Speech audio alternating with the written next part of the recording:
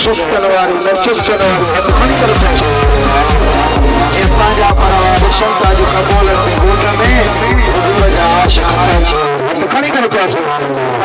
ओ महबूब मोहम्मद जो पर कर भी मौजूदा महबूब मोहम्मद जो पर कर भी मौजूदा सरदार मोहम्मद जो पर कर भी मौजूदा महबूब मोहम्मद जो पर कर भी मौजूदा दीदार करे अरे सदा दीदार करे अरे सदा कर भी मौजूदा महबूब मोहम्मद जो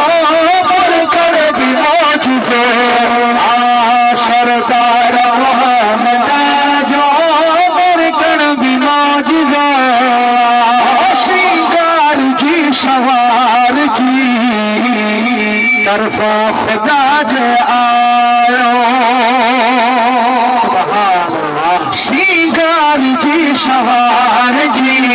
तरफा खुदा जे आयो श्रृंगार की सवार की तरफा खुदा जे आयो शिरकाए कुफरा साईं खत्म करायो शिरकाए कुफरा सोहने खत्म करायो शिरकाए कुफरा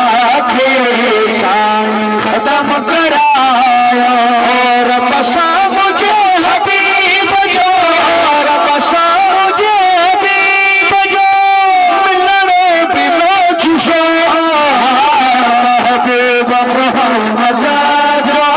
मुरकर भी मौजूदा सरदार मोहम्मद जो मुरकर भी मौजूदा करे तो खड़ी करे चा महबूब मोहम्मद जो मुरकर भी मौजूदा लजपाल मोहम्मद जो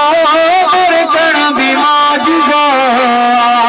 पत्थर लिखे भी मोहम्मद कलमा पे पढ़ाया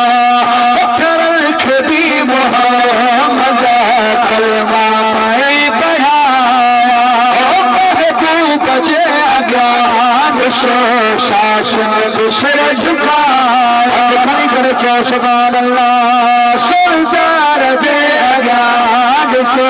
शासन सिर झुकाया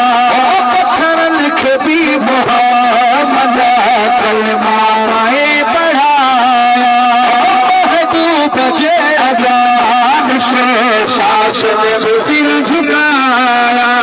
शासन जी बालड़ी आंखें शासन जी बालड़ी आंखें समझण भी मौजूदा महबूब मोहम्मद मुरकर भी मौजूदा सरदार मोहम्मद मुरकर भी मौजूदा आराह में खलील की अपाह पाग की पई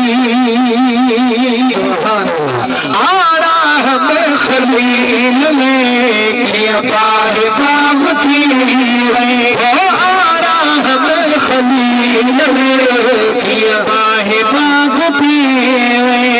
सबके मुझे हबीब जो